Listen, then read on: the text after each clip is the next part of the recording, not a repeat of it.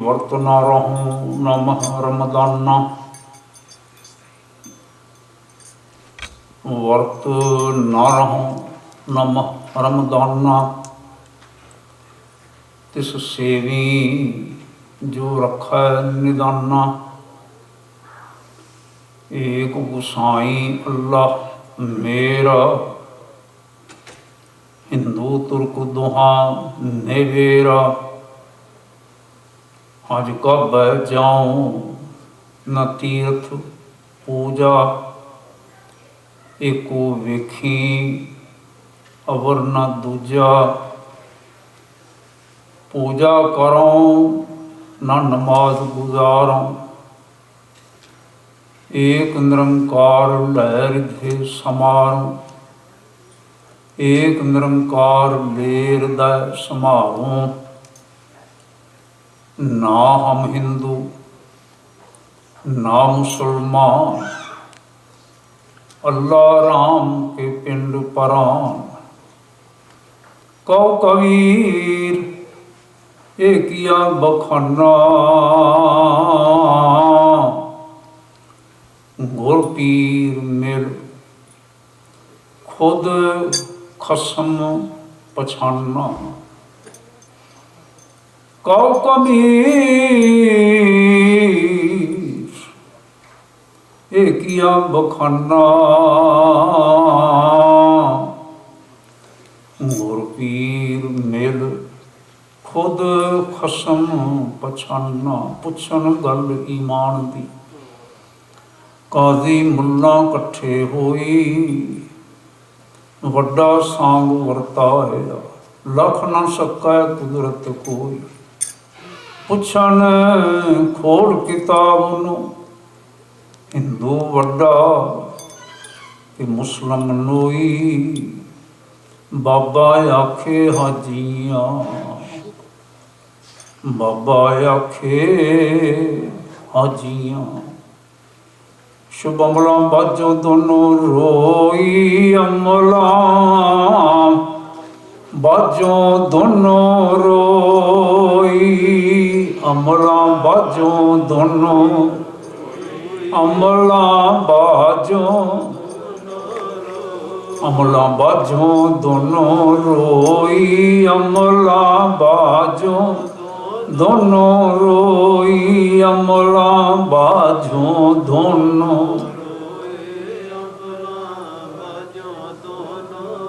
बाबा आखे हाजियां बाबा आखे हाजियां बाबा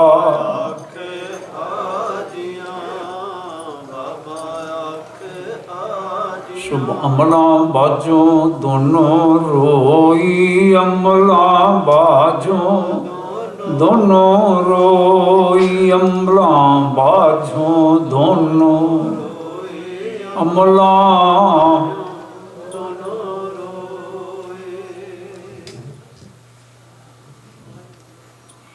गुरु पातशाह जी के पावन चरणों में समय अनुसार आन जोड़ बैठे सत्संगी जनों सबना जी आया। बहुत भला होया भला समा महाराज गुरु नानक साहब सच्चे पातशाह का प्रकाश पुरब मना के आप खुशियां मनाइया। बड़ा उत्साह प्रगट किया सारे प्रभात फेरियां निकलदियां रही। बीबियां भैनों ने विशेष तौर पर उद्यम किया इस इन्होंने समागमों में लगातार कई पाठ सधारण पाठ सारिया ने मिल के उनके भी मैं देखा बीबियां ने खास हिस्सा पाया योगदान पाया। अच्छा होया बहुत अच्छा होया। जिन्ना जिन्ना जिस जिसने जो जो भी किया ऐं समझना गुरु नानक साहब ने कराया सच्चे पातशाह ने कराया। और अरदास करिए केवल असी एवें ना ट्रडिशनल जै बन के रिचुअल जै बन के ही ना करिए। जो कुछ असी करते हैं ना उसनूं जीवीए। ਜੋ ਕੁਝ ਅਸੀਂ ਕਰਦੇ ਹਾਂ ਉਸ ਨੂੰ ਜੀ ਲਈਏ। ਐਵੇਂ ਕਿਹਾ ਜਾ ਸਕਦਾ, ਫਾਰ ਐਗਜ਼ਾਮਪਲ ਜਿਵੇਂ ਅਸੀਂ ਹੁਣ ਇਹ ਬਚਨ ਜਿਹੜਾ ਹੈ ਵਿਚਾਰਨ ਜਾ ਰਹੇ ਹਾਂ, ਭਾਈ ਸਾਹਿਬ ਹੋਰਾਂ ਨੇ, ਮੇਰੇ ਵੀਰ ਜੀ ਨੇ, ਭਾਈ ਸੋਰਮ ਸਿੰਘ ਜੀ, ਦੀਵਾਨਾ ਜੀ, ਇਹਨਾਂ ਦੇ ਸਤਿਕਾਰਯੋਗ ਪਿਤਾ ਜੀ ਮੇਰੇ ਵੱਡੇ ਭੂਆ ਜੀ ਦੇ ਸੁਪੁੱਤਰ ਨੇ, ਅਤੇ ਮੈਨੂੰ ਮਾਣ ਹੈ ਉਹਨਾਂ 'ਤੇ। ਬੜੇ ਅੱਛੇ, ਬਹੁਤ ਪਿਆਰੇ ਕੀਰਤਨ ਵੀ, ਬਹੁਤ ਪਿਆਰੇ, ਬਿਰਧ ਹੋ ਕੇ ਵੀ ਅਜੇ ਬੜੇ ਜਵਾਨ ਨੇ। ਔਰ ਮੈਂ ਤਾਂ ਇਹਨਾਂ ਨੂੰ ਵੇਖ ਕੇ ਐਂ ਮਹਿਸੂਸ ਕਰਦਾ ਹੁੰਦਾ ਵੀ ਜਿਵੇਂ ਅੰਬ ਤੋਂ ਅੰਬ ਪੈਦਾ ਹੁੰਦਾ ਹੈ, ਅੰਬ ਬੀਜਿਆ ਤੇ ਅੰਬ ਦਾ ਰੁੱਖ ਲੱਗ ਗਿਆ, ਐਸੀ ਗੱਲ ਹੀ ਹੈ। ਸੁੰਦਰ ਕੀਰਤਨ ਕਰਦੇ ਨੇ ਮੇਰੇ ਵੀਰ ਸਰਦਾਰ ਸਵਰਨ ਸਿੰਘ ਹੋ ਗਏ, ਭਜਨ ਸੁਣਾ ਰਹੇ ਸਨ। ਬਾਬਾ ਆਖੇ ਹਾਜੀਆਂ, ਹਾਂਜੀ, ਸ਼ੁਭ ਅਮਲਾਂ ਬਾਝੋਂ ਦੋਨੋਂ ਰੋਈ। ਅਤੇ ਜੇ ਅਮਲਾਂ ਦੀ ਗੱਲ ਗੁਰੂ ਨਾਨਕ ਸਾਹਿਬ ਸੱਚੇ ਪਾਤਸ਼ਾਹ ਲੈ ਕੇ ਚੱਲਦੇ ਨੇ, ਚੰਗਿਆਈਆਂ ਬੁਰਿਆਈਆਂ ਵਾਚੈ ਧਰਮ ਹਦੂਰ ਕਰਮੀ ਆਪੋ ਆਪਣੀ ਕੇ ਨੇੜਾ ਕੇ ਦੂਰ, ਕਿਆ ਨਹੀਂ ਕਿਤੇ ਪਾਠ, ਕੇ ਨੇੜਾ ਕੇ ਦੂਰ, ਕਈ ਨੇੜੇ ਕਈ ਦੂਰ, ਕਹਿ ਵੀ ਨਹੀਂ ਹੈਗਾ, ਕੇ ਨੇੜੇ ਨੇੜਾ ਕੇ ਦੂਰ। ਜੇ ਹੁਣ ਅਸੀਂ ਇਹ ਗੱਲ ਲੈ ਕੇ ਚੱਲਣੀ ਹੈ, ਗੁਰੂ ਨਾਨਕ ਸਾਹਿਬ ਸੱਚੇ ਪਾਤਸ਼ਾਹ ਨੇ ਇਹ ਸਥਾਪਿਤ ਕੀਤੀ ਹੈ, ਤੁਹਾਡੀ ਮੇਰੀ ਤਾਂ ਗੱਲ ਹੈ ਨਹੀਂ ਵੀ ਅਸੀਂ ਇਹਦੇ 'ਚ ਕੋਈ ਅੱਦੋ ਬਦਲ ਕਰ ਸਕਦੇ ਹੋਈਏ। ਅਤੇ ਫਿਰ ਜੇ ਐਂ ਕਹਿ ਲਈਏ ਵੀ ਸ਼ੁਭ ਅਮਲਾਂ ਬਾਝੋਂ ਤੀਨੋਂ ਰੋਈ, ਕੁਝ ਗਲਤ ਤਾਂ ਨਹੀਂ ਹੋਵੇਗਾ। ਜਦੋਂ ਅਮਲਾਂ ਦੀ ਗੱਲ ਚੱਲਦੀ ਹੈ, ਲਾਈਫ ਪ੍ਰੈਕਟਿਸ ਦੀ ਗੱਲ ਚੱਲਦੀ ਹੈ, ਜਦੋਂ ਅਸਾਂ ਨੇ ਐਪਲੀਕੇਸ਼ਨ ਦੀ ਗੱਲ ਕਰਨੀ ਹੈ, ਅਤੇ ਫਿਰ ਤਾਂ ਗੱਲ ਬਰਾਬਰ ਹੋ ਜਾਂਦੀ ਹੈ ਨਾ। ਔਰ ਇਸ ਨੂੰ ਮੈਂ ਚਾਹਿਆ ਹੈ ਦੁਹਰਾਉਣਾ। ਅੱਜ ਪਿਛਲੀ ਵਾਰ ਵੀ ਆਪਾਂ ਇਸ ਪ੍ਰਕਾਰ ਦੇ ਸਤਿਗੁਰਾਂ ਨੇ ਸੇਵਾ ਲਈ ਵਿਚਾਰਾਂ ਹੋਈਆਂ ਕਿ ਅਸੀਂ ਬਾਣੀ, ਪਹਿਲੀ ਗੱਲ ਹੈ ਪੜ੍ਹੀਏ ਵਿਚਾਰੀਏ, ਪਰ ਫਿਰ ਅਗਲੀ ਗੱਲ ਆਉਂਦੀ ਹੈ ਕਿ ਪੜ੍ਹੀਏ ਵਿਚਾਰੀਏ ਹੀ ਨਾ, ਅਸੀਂ ਇਸ ਨੂੰ ਆਪਣੇ ਜੀਵਨ ਵਿੱਚ ਧਾਰੀਏ। ਧਾਰਨ ਕਰਨ ਵਾਲਾ ਜਿਹੜਾ ਹੈ ਨਾ, ਉਹ ਗੁਰੂ ਨਾਨਕ ਸਾਹਿਬ ਦਾ ਪਿਆਰਾ ਹੋਏਗਾ। ਧਾਰਨ ਕਰਨ ਵਾਲੇ ਨੂੰ ਸਿੱਖ ਆਖਿਆ ਗਿਆ। ਸੁਣਿਆ ਬੜਿਆਂ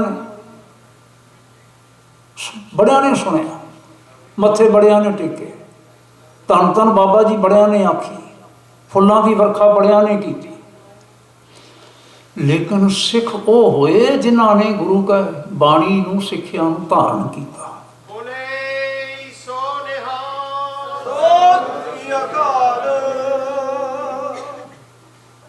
ਇਹ ਜਿਹੜਾ ਬਚਨ ਪਹਿਲਾਂ ਸਤਿਗੁਰੂ ਮਹਾਰਾਜ ਨੇ ਪ੍ਰੇਰਨਾ ਬਖਸ਼ੀ, ਮੇਰੇ ਧਿਆਨ ਵਿੱਚ ਆਇਆ, ਭੈਰੋ ਰਾਗ ਦਾ ਸ਼ਬਦ।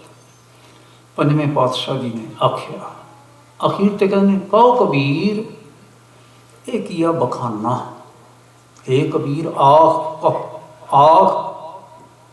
ਗੁਰ ਪੀਰ ਮਿਲ ਖੁਦ ਖਸਮ ਪਛਾਨਾ। ਇਹਦੇ ਵਿੱਚ ਨਾ ਬੜੀ ਡੂੰਘੀ ਰਮਜ਼ ਹੈ ਛੁਪੀ ਹੋਈ। ਗੁਰੂ ਪੀਰ ਨੂੰ ਮਿਲ ਕੇ ਖੁਦ ਖਸਮ ਦੀ ਪਛਾਣ ਕੀਤੀ। ਫਿਰ ਧਿਆਨ ਕਰਨਾ, ਗੁਰ ਪੀਰ ਨੂੰ ਮਿਲ ਕੇ, ਹਾਂਜੀ, ਮੁਸਲਮਾਨੀ ਮਤ ਦੇ ਵਿੱਚ ਪੀਰ ਨੂੰ ਮਾਨ ਦਿੱਤਾ ਜਾਂਦਾ ਹੈ, ਅਸੀਂ ਗੁਰੂ ਆਖਦੇ ਹਾਂ, ਅਸੀਂ ਪੀਰ ਨਹੀਂ ਆਖਦੇ, ਅਸੀਂ ਗੁਰੂ ਆਖਦੇ ਹਾਂ। ਗੁਰੂ ਨਾਨਕ ਸਾਹਿਬ ਨੂੰ ਕਈਆਂ ਨੇ ਪੀਰ ਆਖਿਆ, ਠੀਕ ਹੈ, ਕਹਿਣ ਵਾਲੇ ਉਹਨਾਂ ਨੂੰ ਲਿੰਪੋਚੇ ਵੀ ਆਖਿਆ ਅਤੇ ਹੋਰ ਕਈ ਕੁਛ ਆਖਿਆ, ਲਾਮਾ ਵੀ ਆਖਿਆ।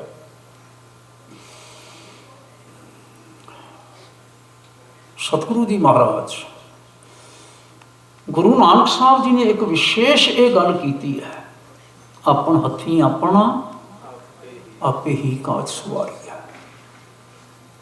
ਗੁਰੂ ਨੇ ਸੇਧ ਦੇ ਦਿੱਤੀ, ਤੇ ਸੇਧ ਦੇ ਕੇ ਨਾ ਆਖਿਆ ਵੀ ਅੱਗੇ ਹੁਣ ਕੰਮ ਪੁੱਤਰਾ ਤੇਰਾ ਆਪਣਾ ਹੈ। ਇਨ ਬਿਟਵੀਨ ਕਿਸੇ ਪ੍ਰਕਾਰ ਦੇ ਵਿਚੋਲੇ ਦੀ ਇੱਥੇ ਲੋੜ ਹੈ ਕੋਈ ਨਹੀਂ। ਜਿਵੇਂ ਐਂ ਕਿਹਾ ਜਾਂਦਾ ਸੀ, ਅੱਜ ਵੀ ਮੰਨਿਆ ਜਾਂਦਾ ਹੈ, ਬਾਹਮਣ ਗੁਰੂ ਹੈ ਜਗਤ ਕਾ ਭਗਤਨ ਕਾ ਗੁਰੂ ਨਾ ਹੈ। ਬਾਹਮਣ ਗੁਰੂ ਹੈ ਜਗਤ ਕਾ, ਬ੍ਰਾਹਮਣ ਤੋਂ ਬਿਨਾਂ ਕੁਛ ਨਹੀਂ।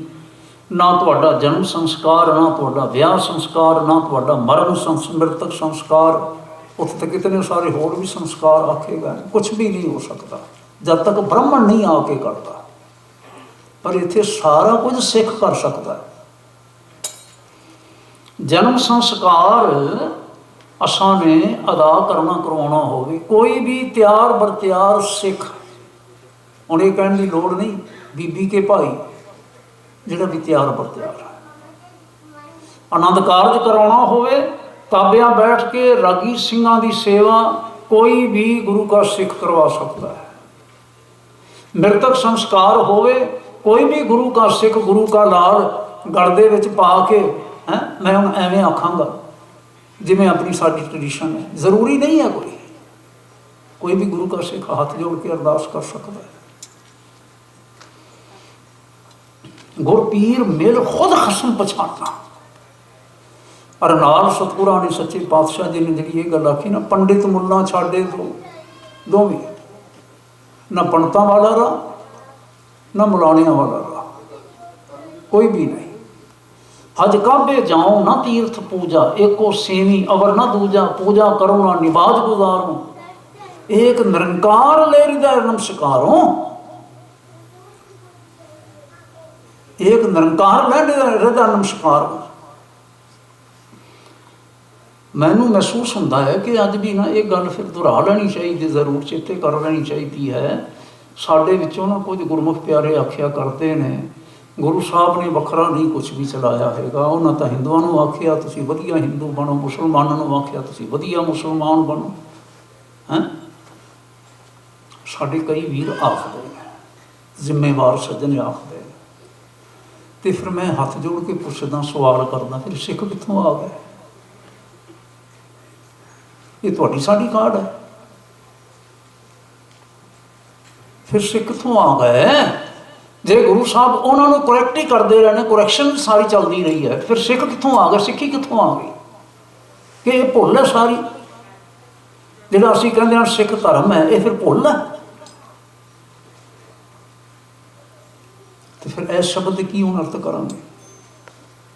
हज काबे जाओ न तीर्थ पूजा, एको सेवी अवरन दूजा, पूजा करो ना निमाज गुजारो हैं। अर्थ तो सारे वही ने जिहड़े असीं विचार रहे, ना उन्हां दी रीत ना उन्हां दी रीत, ना उन्हां दी शरह ना उन्हां दा कुछ करना, एक निरंकार लहरी दे नमस्कारों। हुण यह बचन का की और अर्थ होएगा? नाम हिंदू ना मुसलमान, असीं किसी पासे भी नहीं है, फिर कुछ होर तो हैगे आ ना। जिसनों अल्लाह आख्या जाता है, जिसनों राम आख्या जाता है, केवल साडे वास्ते वह करतार है। असी हेठलियां जड़ियां ने ना उन्हां दी मर्यादा ते ना उन्हां दी शरधा, असी नहीं लैके चलण वाले, असी नहीं लैके चलते। सतगुरु महाराज वाह धन्यवाद, बहुत कृपा। हजूर गुरु नानक साहब सच्चे पातशाह जिस वेले पहला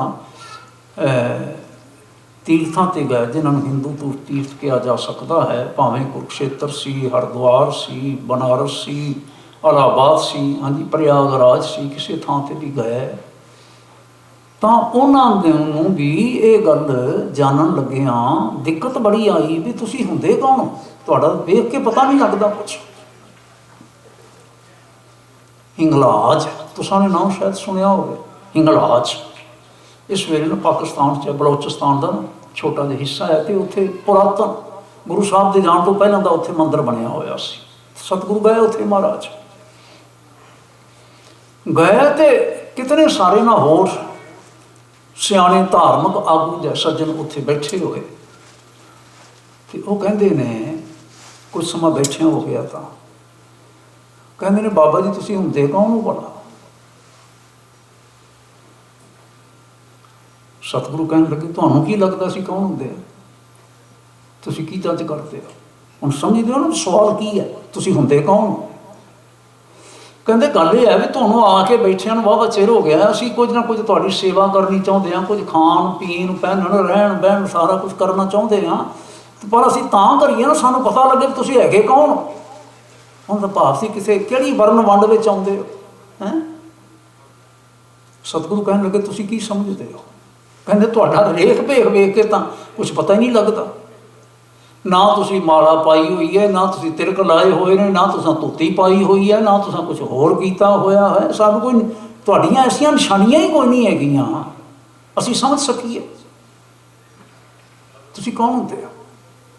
ਉੱਥੇ ਸਤਿਗੁਰਾਂ ਨੇ ਇੱਕ ਬਚਨ ਕੀਤਾ, ਸੱਚ ਵਰਤ ਸੰਤੋਖ ਤੀਰਥ ਗਿਆਨ ਧਿਆਨ ਇਸ਼ਨਾਨ। ਹਾਂਜੀ, ਉੱਥੇ ਹਜ਼ੂਰ ਨੇ ਨਾ ਫਿਰ ਪਿਆਰ ਨਾਲ ਸਾਰਾ ਕੁਝ ਸਮਝਾਇਆ। ਮੇਰਾ ਕਹਿਣ ਤੋਂ ਕੀ ਭਾਵ, ਉਹਨਾਂ ਨੂੰ ਦਿੱਕਤ ਆ ਰਹੀ ਸੀ ਕਿ ਗੁਰੂ ਨਾਨਕ ਸਾਹਿਬ ਸੱਚੇ ਪਾਤਸ਼ਾਹ ਭਾਵੇਂ ਸਾਡੇ ਇਸ ਤੀਰਥ 'ਤੇ ਦੇਵੀ ਦੇ ਮੰਦਿਰ ਵਿੱਚ ਆਏ ਨੇ, ਪਰ ਇਹ ਸਾਡੇ ਵਾਲੇ ਨਹੀਂ ਹੈਗੇ, ਕੁਛ ਹੋਰ ਨੇ। ਤੇ ਕੌਣ ਨੇ, ਪਛਾਣ ਨਹੀਂ ਆਉਂਦੀ। ਫਿਰ ਹੋਰ ਦੇਖਣਾ, ਮੈਂ ਸ਼ਾਇਦ ਅਗਲਾ ਬਚਨ ਕਿੰਨਾ ਕੁ ਕਰ ਸਕਾਂ। ਮੈਂ ਚਾਹੁੰਦਾ ਕੁਛ ਇਤਿਹਾਸ ਦੋ ਪੱਖ ਵੀ ਵਿਚਾਰਿਆ ਜਾਵੇ। ਚਲੋ ਜਿਤਨਾ ਹੋ ਸਕਿਆ। ਸਤਿਗੁਰੂ ਮਹਾਰਾਜ ਗਰੀਬ ਨਵਾਜ਼ ਜਗਨਨਾਥਪੁਰੀ ਜਾਂਦੇ ਨੇ। ਅਸਾਂ ਨੇ ਸਾਰਿਆਂ ਨੇ ਇਹ ਕਥਾ ਸੁਣੀ ਹੋਈ ਹੈ ਬਈ ਉੱਥੇ ਮਹਾਰਾਜ ਨੇ ਆਰਤੀ ਉਚਾਰਨ ਕੀਤੀ। ਹਾਂਜੀ, ਜਦੋਂ ਉਹ ਗਏ ਨੇ ਮੰਦਿਰ ਦੇ ਵਿੱਚ, ਜਗਨਨਾਥਪੁਰੀ ਦਾ ਮੰਦਿਰ, ਤੇ ਉਹਨਾਂ ਨੂੰ ਅੰਦਰ ਵੜਨ ਨਹੀਂ ਦਿੱਤਾ ਗਿਆ, ਅੰਦਰ ਦਾਖਲ ਨਹੀਂ ਹੋਣ ਦਿੱਤਾ ਗਿਆ। ਸਤਿਗੁਰੂ ਕਹਿਣ ਲੱਗੇ, ਨਾਲ ਚੈਤਨਿਆ ਸੀ, ਚੈਤਨਿਆ ਪ੍ਰਭੂ, ਚੈਤਨਿਆ ਮਹਾਂਪ੍ਰਭੂ ਉਸ ਵੇਲੇ ਦਾ ਬੜਾ ਪ੍ਰਸਿੱਧ ਵੈਸ਼ਨਵ ਫਕੀਰ ਸੀ। ਵੈਸ਼ਨਵ ਤੋਂ ਫਿਰ ਮੁੜ ਕੇ ਉਹ ਕ੍ਰਿਸ਼ਨ ਜੀ ਦਾ ਮਾਨਤਾ ਕਰਨ ਵਾਲਾ ਹੋ ਗਿਆ। ਉਹ ਆਪਣੇ ਆਪ ਨੂੰ ਬਲਭੱਦਰ ਦਾ ਅਵਤਾਰ ਸਮਝਦਾ ਸੀ। ਬਲਭੱਦਰ ਕ੍ਰਿਸ਼ਨ ਜੀ ਦੇ ਵੱਡੇ ਭਾਈ ਸਨ, ਉਹਨਾਂ ਦਾ ਅਵਤਾਰ ਸਮਝਦੇ ਸਨ, ਤੇ ਲੋਕ ਬੜੀ ਮਾਨਤਾ ਕਰਦੇ ਸਨ। ਉਹ ਨਾਲ ਹੈ, ਬਥੇਰਾ ਕਹਿੰਦਾ ਰਿਹਾ ਵੀ ਤੁਸੀਂ ਭੁਲੇਖੇ ਵਿੱਚ ਹੋ, ਇਹ ਕੁਛ ਹੋਰ ਨੇ ਬਾਬਾ ਜੀ। ਨਾ ਮੰਨੇ, ਨਾ ਕਿਉਂ ਨਾ ਮੰਨੇ, ਉਹ ਸਮਝਦੇ ਸਨ ਵੀ ਇਹਨਾਂ ਦਾ ਜਿਹੜਾ ਲਿਬਾਸ ਹੈ ਨਾ, ਉਸ ਤੋਂ ਐਂ ਲੱਗਦਾ ਹੈ ਵੀ ਜਿਵੇਂ ਤਾਂ ਇਹ ਮੁਸਲਮਾਨ ਖਲੀਫੇ ਹੋਣ, ਪਰ ਇਹ ਮੁਸਲਮਾਨ ਵੀ ਨਹੀਂ ਲੱਗਦੇ। ਸਤਿਗੁਰਾਂ ਨੇ ਤਾਂ ਕੋਈ ਲੰਬੀ ਚੌੜੀ ਨਾ ਬਹਿਸ ਕੀਤੀ, ਨਾ ਕੋਈ ਧੱਕਾ ਜਿਹਾ ਕਰਨਾ ਚਾਹਿਆ ਵੀ ਅਸੀਂ ਨਹੀਂ ਜ਼ਰੂਰ ਜਾਣਾ ਹੈ ਜਾਂ ਕੁਛ ਹੈ। ਚਲੋ ਮਰਦਾਨਾ ਜੀ ਨੂੰ ਨਾਲ ਲਿਆ, ਕਹਿਣ ਲੱਗੇ ਆ ਮਰਦਾਨਿਆਂ, ਕਰਤਾਰ ਦੇ ਗੁਣ ਗਾਉਣੇ ਨੇ, ਇੱਥੇ ਨਹੀਂ ਤੇ ਉੱਥੇ ਬਹਿ ਕੇ ਗਾ ਲਵਾਂਗੇ। ਕੋਲ ਨਦੀ ਦਾ ਕਿਨਾਰਾ, ਉੱਥੇ ਨਦੀ ਦੇ ਕਿਨਾਰੇ ਤੇ ਆ ਕੇ ਬਹਿ ਕੇ ਤੇ ਸ਼ਬਦ ਕੀਰਤਨ ਕਰਨ ਲੱਗ ਪਏ। ਸ਼ਾਮ ਬੀਤੀ, ਅਗਲੀ ਪਲਕ ਹੋਈ, ਸਵੇਰ ਹੋਈ, ਕੀਰਤਨ ਕਰਦੇ ਪਏ। ਕੋਲ ਨਾ ਚੈਤਨਿਆ ਮਹਾਂਪ੍ਰਭੂ ਵੀ ਬੈਠਾ ਹੋਇਆ, ਉਹਦਾ ਨਾਂ ਹੀ ਐਵੇਂ ਸੀ, ਚੈਤਨਿਆ ਮਹਾਂਪ੍ਰਭੂ। ਜੇ ਤੁਸੀਂ ਪੜ੍ਹਿਆ ਸੁਣਿਆ ਹੋਵੇਗਾ ਇਤਿਹਾਸਕ ਤੌਰ 'ਤੇ, ਬੜਾ ਪ੍ਰਸਿੱਧ ਵਿਅਕਤੀ ਸੀ। ਉਹ ਵੀ ਨਾਲ ਬੈਠਾ ਹੋਇਆ, ਕੀਰਤਨ ਪਿਆ ਕਰ।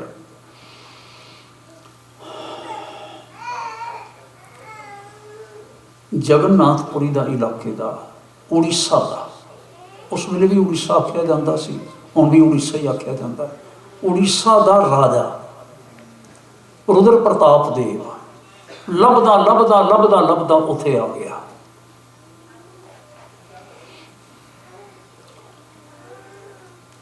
ਜਿਸ ਵੇਲੇ ਉੱਥੇ ਆਇਆ ਤੇ ਅੱਗੇ ਇਹ ਕੀਰਤਨ ਪੈ ਕਰ।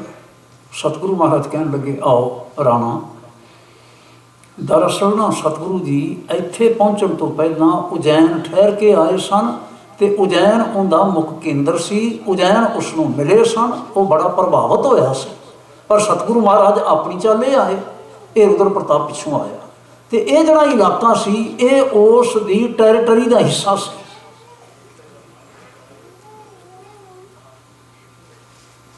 ਕਹਿੰਦਾ ਤੁਸੀਂ ਇੱਥੇ ਆ ਕੇ ਬੈਠੇ ਹੋਏ ਹੋ ਨਦੀ ਦੇ ਕਿਨਾਰੇ, ਇੱਥੇ ਕੀਰਤਨ ਪੈ ਕਰਦੇ ਹੋ। ਮਰਦਾਨਾ ਕਹਿਣ ਲੱਗੇ, ਫਿਰ ਇਹ ਵੀ ਕਰਨਾ ਸੀ, ਹੋਰ ਕੀ ਕਰਦੇ। ਉੱਥੇ ਧਰਮ ਸਥਾਨ ਦੇ ਅੰਦਰ ਤਾਂ ਦਾਖਲ ਨਹੀਂ ਹੋਣ ਦਿੱਤਾ। ਕਹਿੰਦਾ ਮੈਨੂੰ ਰਾਤ ਨੂੰ ਜਗਨਨਾਥ ਜੀ ਨੇ ਸੁਪਨੇ ਵਿੱਚ ਆ ਕੇ ਆਖਿਆ। ਜਗਨਨਾਥ ਦਾ ਮੰਤਰ ਸੀ, ਜਗਨਨਾਥ ਦਾ ਮਤਲਬ ਹੈ ਉਹਨਾਂ ਦਾ ਭਗਵਾਨ। ਚਲੋ ਲੰਬੀ ਚੌੜੀ ਆਪਾਂ ਗੱਲ ਨਹੀਂ ਕਰਦੇ ਕੁਛ। ਜਗਨਨਾਥ ਜੀ ਨੇ ਮੈਨੂੰ ਰਾਤੀ ਸੁਪਨੇ ਵਿੱਚ ਆ ਕੇ ਆਖਿਆ ਹੈ, ਰਾਣਾ ਤੂੰ ਮੰਦਿਰ ਵਿੱਚ ਜਾ ਕੇ ਮੇਰੀ ਆਰਤੀ ਨਹੀਂ ਕਰਨੀ, ਮੈਂ ਉੱਥੇ ਨਹੀਂ ਹੋਵਾਂਗਾ। ਭਗਵਾਨ ਕਿੱਥੇ ਹੋਵੋਗੇ ਤੁਸੀਂ? ਕਹਿੰਦੇ ਮੈਂ ਨਾਨਕ ਦੇ ਕੋਲ ਹੋਵਾਂਗਾ, ਜਿੱਥੇ ਉਹ ਕੀਰਤਨ ਕਰਦਾ ਹੈ। ਲੱਭਦਾ ਲੱਭਦਾ ਉੱਥੇ ਆਇਆ, ਆ ਕੇ ਨਾ ਫਿਰ ਮੁਆਫੀ ਮੰਗੀ ਉਸ, ਤੁਸੀਂ ਮੇਰੇ ਨਾਲ ਆਓ।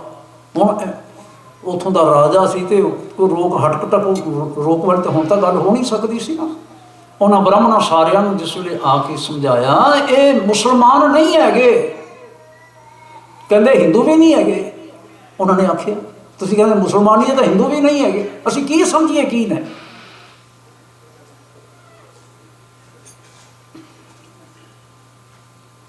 ਸਵਾਲ ਸੀ ਨਾ, ਜੇ ਸਤਿਗੁਰੂ ਮਹਾਰਾਜ ਕਿਸੇ ਦੇ ਨਾਲ ਰਲਦੇ ਹੁੰਦੇ ਹੈ, ਕਿਸੇ ਦੀ ਵੇਸ਼ ਭੂਸ਼ਾ ਧਾਰਨ ਕਰਕੇ ਚੱਲਣ ਵਾਲੇ ਹੁੰਦੇ, ਕਿਸੇ ਦੀ ਰੋਹ ਰੀਤੀ ਲੈ ਕੇ ਚੱਲਣ ਵਾਲੇ ਹੁੰਦੇ, ਤੇ ਸਾਰੇ ਭੁਲੇਖੇ ਹੀ ਖਾਂਦੇ, ਉਹਨਾਂ ਨੂੰ ਅੰਦਰ ਵੜਨ ਨਾ ਕੋਈ ਦਿੰਦਾ।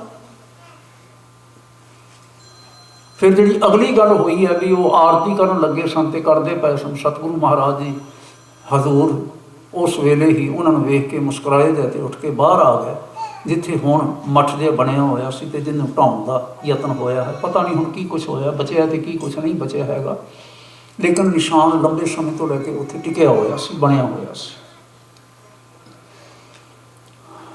ਸਤਿਗੁਰਾਂ ਨੇ ਕੀ ਆਖਿਆ, ਕਿਸ ਮਤ ਦੇ ਨਾਲ ਸੰਬੰਧਿਤ ਹੈ? ਗਗਨ ਮੈਂ ਥਾਲ, ਹਾਂਜੀ ਇਹ ਸ਼ਬਦ ਪੜ੍ਹ ਲਈਏ ਆਪਾਂ, ਫਿਰ ਕੁਛ ਹੋਰ ਵਿਚਾਰ ਕਰੀਏ। ਗਗਨ ਮੈਂ ਥਾਲ ਰਵ ਚੰਦ ਦੀਪਕ ਬਣੇ, ਤਾਰਿਕਾ ਮੰਡਲ ਜਨਕ ਮੋਤੀ, ਧੂਪ ਵਾਲੇ ਆਨ ਲੋ ਪਵਨ ਚਬਰੋ ਕਰੇ, ਸਗਲ ਬਣ ਰਾਏ ਫੁਲੰਤ ਜੋਤੀ, कैसी आरती होए भव खंडना तेरी आरती, अनहता शब्द बाजंत के। वाह, करतार ਨੂੰ ਸੰਬੋਧਨ करते हुए आख्या कि हिंदू मत के किसी मंदिर में इस प्रकार की आरती नहीं होती, ये भावां की आरती है, ये थालियां की या फुल्लां की या होर दीवियां की या होर किसी प्रकार की आरती नहीं है, और ना किसी शरीर की मूर्ति की आरती है, ना केवल निरंकार की आरती है। सहस्तव नैन नैन है तो एक, तेरा कोई नेत्र नहीं है। सस मूर्त सस मनदा हज़ारां, ਇਹ ਸਾਰੀਆਂ ਤੁਹਾਡੀਆਂ ਮੂਰਤੀਆਂ ਨੇ, ਹੈ ਕਰਤਾ हे ਕਰਤਾਰ, पर ਤੁਹਾਡੀ कोई मूर्ति भी नहीं है, ਤੁਸੀਂ बिना मूर्तियां तो। सास पद बिमल नन एक पद गंध बिन सास तब गंध एक चला तो मोही। फिर की आखते हैं, सब मैं जोत, बोलो सारे, सब मह जोत, जोत है सोए तिसदा है चानन, सब मह चानन होए, गुर साखी जोत प्रगट होए, जो तिस भाव है सो आरती होए। ऐ समझो गल, सिख आरती की है, सब मैं जोत, जोत है सोए तिस दै चानन, सब मह चानन होए, गुर साखी गुरु की सिक्ख्या नाल जोत प्रगट होए, जो तिस भाव सो आरती होए। उसनू भा जाना आरती है, सिख आरती उसनू भा जाना। ज्ञानी जी आ गए ने, रणजीत सिंह होर नहीं है? अच्छा चलो, आना है। उन्होंने प्यार नाल उन्होंने बहदे उठदे किसी ने पुछो जे या विचार जे होण ते तुहाडे नाल अपने नाल साझे कर सकते हैं। तुसीं आप सारे विचारवान हो गुरु के सिख। देखो ना, जिवें मैं पहलां आखिया है, सतगुरु महाराज ने सानू सारियां नूं गुरु ग्रंथ साहिब जी दी ताबिया कर दिता, सारियां। आपन बापा ना ही किसी को भावन को हरे राजा। जिवें सीधे जे आख्या जाता है ना कि रब किसी के प्यो का नहीं, गुरु ग्रंथ साहिब किसी प्यो किसी के प्यो का नहीं है, साढ़े सारियां दा है, साढ़े सारियां दा है। तो साढ़े सारियां दे पढ़न लई नहीं है कि मेरे मत्थे टेकन लई, साढ़े सारियां दे, साढ़े सारियां दे विचारन लई नहीं है, साढ़े सारियां दे धारन लई नहीं है। मैं कितनी बारी आखदा, मेरे अर्थ किए हुए तुसी समझो भी अनसूटेबल ने, तुसी आप कर लो, तुहानू को मना किसी ने कीता होया। पर जे गुरु साहब कहते ने, जो तिस भाव है सो आरती होए हैं। जे गुरु नानक साहब इशनान करते बाबत आखते ने, बिन भाने के नहाए करी। मनते हैं ना फिर असीं, तीर्थ नहावा जे तिस पावां, बिन भाने के नहाए करी। भा जाना इशनान है, गुरु नानक के दर ते प्रवान हो जाना इशनान है, नानक दे गुरु साहिब के दर ते प्रवान हो जाना आरती है। इस पासे ध्यान, जिथे पहली पंक्ति में आखिया है कि सचियारा होई है कि कूड़ा टुटे पाल हुक्म रजाई चलना, वही अर्थ है, भा जाना, रजा विच आ जाना। हाँ जी, एक पॉइंट जिहड़ा सी ना, उदाहरण देंदे असीं ये विस्तार कर लिया। सतगुरु जी नूं इत्थे कहंदे ने कि ये तां खलीफा है, ਉੱਥੇ ਕਹਿੰਦੇ ਨੇ ਤੇਰਾ ਪਤਾ ਨਹੀਂ ਲੱਗਦਾ, ਨਾ ਤੂੰ ਵੈਸ਼ਨਵ ਲੱਗਦਾ ਹੈ, ਨਾ ਤੂੰ ਸੰਨਿਆਸੀ ਲੱਗਦਾ ਹੈ, ਨਾ ਤੂੰ ਕੁਝ ਹੋਰ ਲੱਗਦਾ ਹੈ। ਉਸ ਦਾ ਕਾਰਨ ਕੀ ਸੀ? ਉਸ ਦਾ ਕਾਰਨ ਇਹ ਸੀ, ਗੁਰੂ ਸਾਹਿਬ ਨਾ ਉਹਨਾਂ ਵਿੱਚੋਂ ਸਨ, ਨਾ ਗੁਰੂ ਸਾਹਿਬ ਉਹਨਾਂ ਵਿੱਚੋਂ ਸਨ। ਗੁਰੂ ਸਾਹਿਬ ਕੁਝ ਨਾਨਕ ਨਿਰਮਲ ਪੰਥ ਚਲਾਇਆ। ਸਿੱਧ ਜੋਗੀ ਜਦੋਂ ਆਖਦੇ ਨੇ, ਸਾਰਾ ਕੁਝ ਕਰਦੇ ਨੇ, ਮਾਨਯੋਗ ਭਾਈ ਸਾਹਿਬ ਗੁਰਦਾਸ ਜੀ ਹੋਰਾਂ ਦਾ ਅਸੀਂ ਹਵਾਲਾ ਦੇ ਲਈਏ ਤੇ ਅੱਗੇ ਚੱਲੀਏ ਆਪਾਂ। ਜਦੋਂ ਭਾਈ ਸਾਹਿਬ ਆਖਦੇ ਨੇ ਕਿ ਸ਼ਬਦ ਦਿੱਤੀ ਸਿੱਧ ਮੰਡਲੀ, ਕੀਤੋ ਸੋ ਆਪਣਾ ਪੰਥ ਨਿਰਾਲਾ। ਫਿਰ ਧਿਆਨ ਕਰੇ ਜੀ ਕੀ ਆਖਿਆ ਮੈਂ ਭਲਾ। ਸ਼ਬਦ ਦਿੱਤੀ ਸਿੱਧ ਮੰਡਲੀ, ਕੀਤੋ ਸੋ ਆਪਣਾ ਪੰਥ ਨਿਰਾਲਾ। ਗੁਰਮਤਿ ਮਾਰਗ ਤੋਰਿਆ, ਸਿੱਖ ਮਾਰਗ ਤੋਰਿਆ। ਮੈਂ ਇਹ ਤਾਂ ਨਹੀਂ ਕਹਿੰਦਾ ਨਾ ਬਈ ਸਾਨੂੰ ਨਾ ਸਰੀਰਕ ਤੌਰ 'ਤੇ ਆਪਣਾ ਧਿਆਨ ਨਹੀਂ ਰੱਖਣਾ ਚਾਹੀਦਾ, ਤੰਦਰੁਸਤੀ ਦਾ ਧਿਆਨ ਨਹੀਂ ਰੱਖਣਾ ਚਾਹੀਦਾ। ਕਰ ਲਓ, ਹੋ ਜਾਵੇ, ਠੀਕ ਹੈ। ਪਰ ਸਤਿਗੁਰੂ ਮਹਾਰਾਜ ਨੇ ਸਿੱਧਾਂ ਨੂੰ, ਸਿੱਧੀ ਨੂੰ, ਯੋਗ ਮਤ ਨੂੰ, ਜਿਹਨੂੰ ਯੋਗਾ ਹੁਣ ਕਹਿ ਕੇ ਸਾਡੇ ਕੰਨਾਂ 'ਚ ਵਾੜਿਆ ਜਾ ਰਿਹਾ ਤੇ ਗੁਰਦੁਆਰਿਆਂ 'ਚ ਵਾੜਿਆ ਜਾ ਰਿਹਾ, ਉਹਨੂੰ ਕੋਈ ਥਾਂ ਨਹੀਂ ਦਿੱਤੀ। ਉਸ ਵੇਲੇ ਖਾਸ ਤੌਰ 'ਤੇ ਸਾਰੇ ਨਾਰਥ ਇੰਡੀਆ ਵਿੱਚ, ਉੱਤਰੀ ਭਾਰਤ ਵਿੱਚ ਯੋਗ ਮਤ ਦਾ ਬੜਾ ਪ੍ਰਭਾਵ ਸੀ, ਬਹੁਤ ਪ੍ਰਭਾਵ ਸੀ। ਜਦੋਂ ਕਰਤਾਰਪੁਰ ਧਰਮਸ਼ਾਲਾ ਖੋਲ੍ਹੀ ਹੈ ਤੇ ਉੱਥੇ ਇੱਕ ਅੱਧਾ ਜੋਗੀ ਤਾਂ ਤੁਰੇ ਹੀ ਫਿਰਦੇ ਸਨ, ਅਕਸਰ ਆਇਆ ਕਰਦੇ ਸਨ।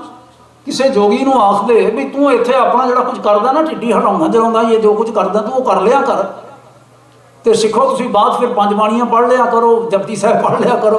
ਹੁਣ ਮੈਂ 5 ਐਵੇਂ ਆਖਿਆ, ਹੈ ਹੀ ਨਹੀਂ ਸੀ ਉਹਦੇ ਨਾਲ ਜਾਪ ਸੀ, ਨਾ ਸਵਈਏ ਸਨ। ਪਰ ਗੁਰੂ ਸਾਹਿਬ ਨੇ ਇਹ ਕੰਪਰੋਮਾਈਜ਼ ਕੀਤਾ ਕਿਤੇ। ਜੇ ਐਵੇਂ ਕਰ ਲੈਂਦੇ ਤੇ ਗੋਰਖ ਮੱਤਾ ਹੀ ਰਹਿਣਾ ਸੀ, ਕਦੀ ਨਾਨਕ ਮੱਤਾ ਨਾ ਹੁੰਦਾ, ਕਦੀ ਨਾ ਹੁੰਦਾ। ਹੁਣ ਕਦੀ ਉਸ ਨੂੰ ਗੋਰਖ ਮੱਤਾ ਆਖਦਾ ਕੋਈ? ਹੁਣ ਸਾਰੇ ਨਾਨਕ ਮੱਤਾ ਕਹਿੰਦੇ ਨੇ ਉਸ ਨੂੰ। ਕਿਉਂ ਕਹਿੰਦੇ ਨੇ? ਕਿਉਂਕਿ ਹੁਣ ਉੱਥੇ ਨਾਨਕ ਦੀ ਗੱਲ ਹੈ, ਹੁਣ ਗੋਰਖ ਦੀ ਗੱਲ ਨਹੀਂ ਹੈ। ਪਰ ਅਸੀਂ ਆਪਣੀ ਅਗਿਆਨਤਾ ਕਰਕੇ ਇਵੇਂ ਕਰਦੇ ਹਾਂ।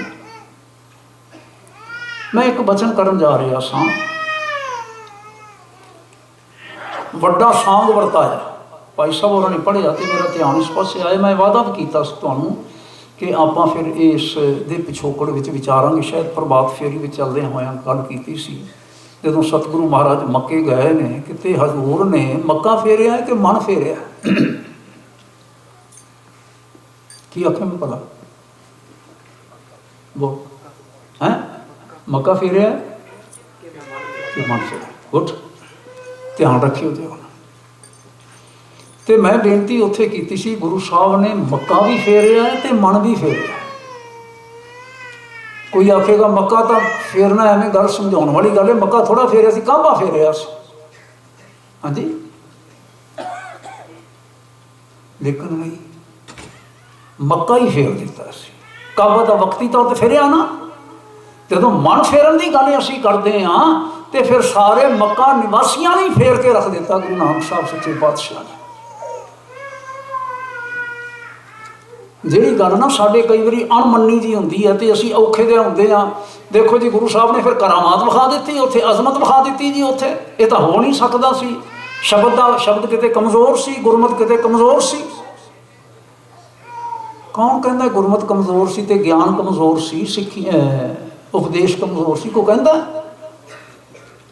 ਕੋਈ ਨਹੀਂ ਆਖਦਾ। ਪਰ ਗੱਲ ਜਿਹੜੀ ਹੈ ਨਾ ਸਾਡੇ ਸਾਰਿਆਂ ਦੇ ਸਮਝਣ ਵਾਲੀ, ਇਸਲਾਮ ਦੇ ਵਿੱਚ ਅਜ਼ਮਤ ਨਾ ਹੋਵੇ, ਮੁਅਜਜ਼ਾ ਨਾ ਹੋਵੇ, ਉਹਨੂੰ ਫਕੀਰ ਹੀ ਨਹੀਂ ਮੰਨਦੇ। ਤੁਸੀਂ ਕਹੋਗੇ ਵੀ ਇਸ ਦਾ ਫਿਰ ਮਨਾਉਣ ਵਾਸਤੇ ਗਏ ਸਨ। ਮੈਂ ਇੱਥੇ ਹੀ ਨਹੀਂ ਗੱਲ ਰੋਕਦਾ, ਤੁਹਾਨੂੰ ਮੈਂ ਇੱਕ ਉਦਾਹਰਨ ਦੇ ਦਿੰਦਾ। ਮੁਹੰਮਦ ਸਾਹਿਬ ਨੇ ਇਸਲਾਮ ਚਲਾਇਆ। ਮੇਰੇ ਵੀਰ ਭਾਈ ਸਾਹਿਬ ਹੋਰੀ ਗੁਲਾਟੀ ਜੀ ਹੁਣ ਤਾਂ ਬੜੇ ਇਤਿਹਾਸਕਾਰ ਵੀ ਹੋ ਗਏ, ਬੜੀ ਸੁੰਦਰ ਪੁਸਤਕ ਲਿਖੀ ਹੈ, ਤੁਸੀਂ ਤਕਰੀਬਨ ਸਾਰਿਆਂ ਨੇ ਪੜ੍ਹ ਲਈ ਹੋਣੀ। ਅਫਗਾਨਿਸਤਾਨ ਦੇ ਵਿੱਚ ਕਿਵੇਂ ਸਤਿਗੁਰੂ ਮਹਾਰਾਜ ਆਏ, ਕਿਹੜੇ ਆਏ, ਕਿਵੇਂ ਸਿੱਖੀ ਉੱਥੇ ਫੈਲੀ। ਉੱਥੇ ਇਸਲਾਮ ਦਾ ਬੋਲਬਾਲਾ ਪਹਿਲਾਂ ਵੀ ਸੀ ਔਰ ਅੱਜ ਵੀ ਹੈਗਾ।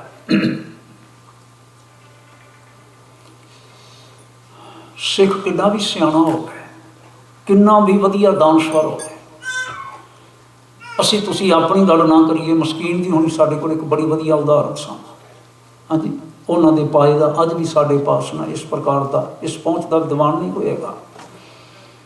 ਮਸਕੀਨ ਜੀ ਦੀ ਗੱਲ ਸੁਣ ਕੇ ਕਿਸ ਦੀ ਗੱਲ ਸੁਣਨ ਲਈ ਤਿਆਰ ਸਨ।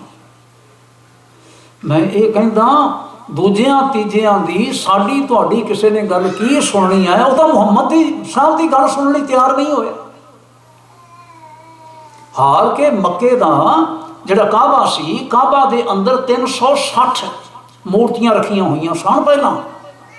ਔਰ ਇਹਨਾਂ ਦਾ ਖਾਨਦਾਨ ਜਿਹੜਾ ਸੀ, ਮੁਹੰਮਦ ਸਾਹਿਬ ਦਾ ਖਾਨਦਾਨ, ਉਸ ਦਾ ਮਜਾਵਰ ਸੀ, ਸੰਭਾਲ ਕਰਦਾ ਤੁਰਿਆ ਆ ਰਿਹਾ ਸੀ ਮੁਹੰਮਦ ਸਾਹਿਬ ਦਾ। ਮੁਹੰਮਦ ਸਾਹਿਬ ਨੇ ਆਪ ਹੀ ਉਹਦੇ ਵਿੱਚ ਮੁੱਖ ਮੂਰਤੀ ਵੀ ਆਪਣੇ ਹੱਥੀਂ ਇੱਕ ਵਾਰ ਟਿਕਾਈ ਸੀ। ਲੇਕਿਨ ਫਿਰ ਉਹਨਾਂ ਨੂੰ ਇਲਹਾਮ ਹੋਣ ਲੱਗ ਪਿਆ, ਜਿਹਨੂੰ ਕਹਿੰਦੇ ਨੇ, ਅਸੀਂ ਕਹਿੰਦੇ ਨੇ ਬਾਣੀ ਆਉਣ ਲੱਗ ਪਈ, ਇਲਹਾਮ ਹੋਣ ਲੱਗ ਪਿਆ। ਉਹ ਆਪਣੀ ਗੱਲ ਮੁਸਲਮਾਨੀ ਗੱਲ ਕਰਨ ਲੱਗ ਪਏ, ਇਸਲਾਮ ਦੀ ਗੱਲ ਕਰਨ ਲੱਗ ਪਏ। ਉਹ ਸਾਰੇ ਦੇ ਸਾਰੇ ਖਿਲਾਫ ਹੋ ਗਏ। ਹਾਰ ਕੇ ਉਹ ਦਾਅਵਾ ਕਰ ਰਹੇ ਨੇ ਮੈਨੂੰ ਇਲਹਾਮ ਹੋ ਰਿਹਾ, ਮੈਂ ਆਪਣੀ ਕੋਈ ਗੱਲ ਨਹੀਂ ਕਰ ਰਿਹਾ। ਲੇਕਿਨ ਕਿਸੇ ਨੇ ਨੇੜੇ ਨਹੀਂ ਲੱਗਣ ਦਿੱਤਾ। ਉੱਥੋਂ ਕਾਬੇ ਚੋਂ ਵੀ ਕੱਢ ਦਿੱਤਾ, ਮੱਕੇ ਚੋਂ ਵੀ ਕੱਢ ਦਿੱਤਾ। ਤੇ ਤੁਸੀਂ ਹੈਰਾਨ ਹੋਵੋਗੇ, ਸਿਰਫ ਆਪਣੇ 70 ਸਾਥੀ ਮੁਸਲਮਾਨਾਂ ਨੂੰ ਲੈ ਕੇ ਜਾਨ ਬਚਾ ਕੇ ਭੱਜੇ, ਮਦੀਨੇ ਜਾ ਕੇ 250 ਕਿਲੋਮੀਟਰ ਤੇ ਠਹਿਰੇ। ਕਿੰਨੀ ਦੂਰ ਮੈਂ ਆਖਿਆ ਭਲਾ? 250 ਕਿਲੋਮੀਟਰ ਤੇ। ਕਿਸ ਦੀ ਗੱਲ ਹੋ ਰਹੀ ਹੈ? ਇਸਲਾਮ ਦੇ ਬਾਨੀ ਦੀ ਗੱਲ ਹੋ ਰਹੀ ਹੈ। ਜਦਕਿ ਉਹ ਇਹ ਵੀ ਕਹਿ ਰਹੇ ਸਨ ਮੈਨੂੰ ਇਲਹਾਮ ਹੋ ਰਿਹਾ, ਇਲਹਾਮ ਹੋ ਰਿਹਾ ਹੈ। ਮੁਅਜਜ਼ਾ ਕੋਈ ਨਹੀਂ ਦਿਖਾਇਆ, ਕਿਸੇ ਨੇ ਮਾਨਤਾ ਨਹੀਂ ਦਿੱਤੀ। ਔਰ ਜਿਸ ਵੇਲੇ ਉੱਥੇ ਚਲੇ ਗਏ ਨੇ ਮਦੀਨੇ ਵਾਲਿਆਂ ਨੇ, ਜਿਵੇਂ ਕਿਸੇ ਦਾ ਤਰਸ ਜਿਹਾ ਨਹੀਂ ਆ ਜਾਂਦਾ, ਚਲ ਤੁਸੀਂ ਇੱਥੇ ਨਹੀਂ ਤੁਹਾਨੂੰ ਰਹਿਣ ਬਹਿਣ ਦਿੰਦੇ, ਫਿਰ ਵੀ ਯਾਰ ਆਪਣੇ ਬੰਦੇ ਹੋ, ਤੁਸੀਂ ਇੱਥੇ ਸਾਡੇ ਕੋਲ ਆ ਜਾਓ। ਹਾਂਜੀ, ਇਹ ਕੁਰੈਸ਼ ਬੜਾ ਵੱਡਾ ਖਾਨਦਾਨ ਤੇ ਸੈਦਾਂ ਦਾ ਖਾਨਦਾਨ ਹੀ ਮੰਨਿਆ ਜਾਂਦਾ ਸੀ। ਉਹਨਾਂ ਨੇ ਆਖਿਆ ਸਾਡੇ ਕੋਲ ਆ ਜਾਓ, ਅਸੀਂ ਸੰਭਾਲ ਕਰਾਂਗੇ। ਉੱਥੇ ਚਲੇ ਗਏ, ਉੱਥੇ ਜਾ ਕੇ ਇਸਲਾਮ ਦਾ ਪ੍ਰਚਾਰ ਕੀਤਾ। ਲੋਕ ਇਹਨਾਂ ਦੇ ਨਾਲ ਜੁੜਨ ਲੱਗ ਪਏ। ਉੱਥੇ ਇੱਕ ਮਸਜਿਦ ਬਣਾਈ, ਇੱਕ ਫਿਰ ਹੋਰ ਬਣਾਈ, ਇੱਕ ਮਸਜਿਦ ਫਿਰ ਹੋਰ ਬਣਾਈ। ਤੇ ਇੱਕ ਦਿਨ 8 ਸਾਲਾਂ ਬਾਅਦ 10,000 ਮੁਸਲਮਾਨਾਂ ਨੂੰ ਇਕੱਠਿਆਂ ਕਰਕੇ ਆ ਕੇ ਫਿਰ ਮੱਕੇ ਤੇ ਅਟੈਕ ਕੀਤਾ। ਉੱਥੇ ਫਿਰ ਮੁਕਾਬਲਾ ਤਾਂ ਹੋਇਆ, ਲੜਾਈ ਹੋਈ, ਪਰ ਬਹੁਤ ਖੂਨਰੇਜ਼ੀ ਨਹੀਂ ਹੋਈ। ਇਹਨਾਂ ਨੇ ਨਾ ਸਹਿਮਣੀ ਹੀ ਫਿਰ ਆਪਣੀ ਉਸ ਗਿਣਤੀ ਦੇ ਸਿਰ ਤੇ, ਨਫਰੀ ਦੇ ਸਿਰ ਤੇ ਮੱਕਾ ਜਿਹੜਾ ਸੀ ਕੰਟਰੋਲ ਕਰ ਲਿਆ। ਮੁਹੰਮਦ ਸਾਹਿਬ ਦੀ ਗੱਲ ਸੁਣਨ ਵਾਸਤੇ ਤਿਆਰ ਨਹੀਂ। ਤੇਰੇ ਕੋਲ ਮੁਅਜਜ਼ਾ ਨਹੀਂ, ਮੁਅਜਜ਼ਾ ਦਿਖਾ ਪਹਿਲਾਂ। ਗੁਰੂ ਨਾਨਕ ਦੀ ਗੱਲ ਸੁਣਨ ਲਈ ਤਿਆਰ ਹੈ ਕੋਈ? ਕੌਣ ਤਿਆਰ ਹੋਵੇਗਾ? ਵੱਡਾ ਸਾਂਗ ਵਰਤਾਇਆ। ਉਸ ਤੋਂ ਬਾਅਦ ਵੀ ਅਸੀਂ ਕੁਝ ਵਿਚਾਰਾਂ ਕੀਤੀਆਂ। ਜਦੋਂ ਸਤਿਗੁਰੂ ਮਹਾਰਾਜ ਮਦੀਨੇ ਜਾ ਕੇ ਕਰਦੇ ਨੇ, ਬਗਦਾਦ ਵਿੱਚ ਜਾ ਕੇ ਕਰਦੇ ਨੇ, ਕੈਰੋ ਜਾ ਕੇ ਕਰਦੇ ਨੇ, ਕਿਉਂਕਿ ਉਹਨਾਂ ਦੀ ਸਾਰੀ ਵਿਸ਼ਵਾਸ ਵਾਲੀ ਗੱਲ ਟਿਕੀ ਹੀ ਇੱਥੇ ਹੋਈ ਸੀ ਕਿ ਜਿਹੜਾ ਕੋਈ ਮਹਾਂਪੁਰਸ਼ ਆਪਣੇ ਆਪ ਨੂੰ ਕਹਿੰਦਾ, ਕੋਈ ਪੀਰ ਆਖਦਾ ਹੈ, ਹਾਂਜੀ ਆਖਦਾ ਵੀ ਮੈਂ ਪੁੱਜਿਆ ਹੋਇਆ ਹਾਂ, ਉਹ ਮੁਅਜਜ਼ਾ ਵਿਖਾਵੇ, ਨਹੀਂ ਤੇ ਇਹਨੂੰ ਫੜ ਕੇ ਅੰਦਰ ਕਰ ਦਿਓ। ਇਹੀ ਰਾਹ ਫੜਿਆ ਹੋਇਆ ਸੀ ਉਹਨਾਂ ਲੋਕਾਂ। ਗੱਲ ਸੱਚ ਦੀ ਕਹਿਣ ਵਾਸਤੇ ਸਤਿਗੁਰੂ ਮਹਾਰਾਜ ਨੇ ਆਪਣੇ ਗੁਰਮਤ ਮਾਰਗ ਨੂੰ, ਮੈਂ ਆਖਾਂਗਾ, ਸਥਾਪਿਤ ਕਰਨ ਵਾਸਤੇ, ਐਸਟੈਬਲਿਸ਼ ਕਰਨ ਵਾਸਤੇ ਵਰਤਿਆ।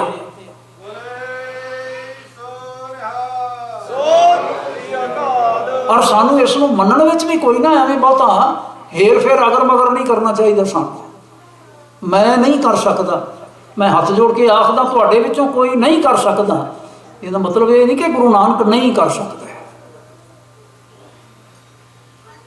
ਤੁਸੀਂ ਨਹੀਂ ਕਰਦੇ ਹੋ, ਮੈਂ ਨਹੀਂ ਕਰਦਾ, ਕਿਉਂਕਿ ਗੁਰੂ ਨਾਨਕ ਸਾਹਿਬ ਨੇ ਸਾਨੂੰ ਰੋਕਿਆ ਹੋਇਆ ਹੈ, ਰਿੱਧ ਸਿੱਧ ਅਮਰਾ ਸਾਧ। ਅਸੀਂ ਇਸ ਪਾਸੇ ਨਹੀਂ ਤੁਰਨਾ, ਇਹਦੇ ਵਿੱਚ ਕੁਛ ਨਹੀਂ ਹੈ।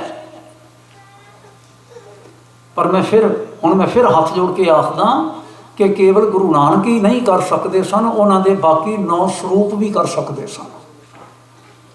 ਔਰ ਜਦੋਂ ਕਿਤੇ ਇਹੋ ਜਿਹੀ ਲੋੜ ਵੀ ਹੋਈ, ਉਹਨਾਂ ਨੇ ਪ੍ਰਤੀਤ ਕੀਤਾ, ਉਹਨਾਂ ਨੇ ਕੀਤਾ ਹੈ, ਉਹ ਕਰ ਸਕਦੇ ਸਨ। ਇਸ ਵਿੱਚ ਕੋਈ ਓਲਾ ਨਹੀਂ ਹੈ। ਸਮਾਪਤੀ ਕਰਦੀ ਹੋ? ਅੱਛਾ ਚਲੋ ਓਕੇ, 5 ਮਿੰਟ। ਮੈਂ ਸਿਰਫ 5 ਮਿੰਟ ਦੇ ਵਿੱਚ ਨਾ ਮੈਂ ਇੱਕ ਛੋਟੀ ਜਿਹੀ ਗੱਲ ਹੋਰ ਕਰ ਦਿਆਂ, ਨਹੀਂ ਤਾਂ ਫਿਰ ਮੇਰੇ ਮਨ ਤੇ ਭਾਰ ਰਹੇਗਾ ਤੇ ਤੁਸੀਂ ਵੀ ਮਹਿਸੂਸ ਕਰੋਗੇ। ਓਕੇ, ਐਸੇ ਹੀ ਵੀਕ ਦੇ ਵਿੱਚ ਕੁਝ ਇਤਿਹਾਸਕਾਰ ਲਿਖਦੇ ਨੇ 1 ਤਰੀਕ ਨੂੰ ਹੋਇਆ, ਕੁਝ ਕਹਿੰਦੇ ਨੇ 2 ਦਸੰਬਰ ਨੂੰ ਹੋਇਆ, ਕੁਝ ਕਹਿੰਦੇ ਨੇ 3 ਦਸੰਬਰ ਨੂੰ ਹੋਇਆ। ਹੋਇਆ ਕੀ?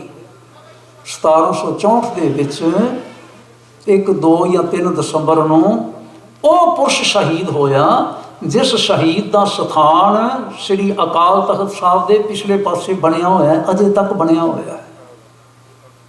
ਪਤਾ ਕੀ ਉਹਦਾ ਨਾਮ ਹੈ ਕਿਸੇ ਨੂੰ ਚੇਤਾ? ਕਿਉਂ ਬਈ?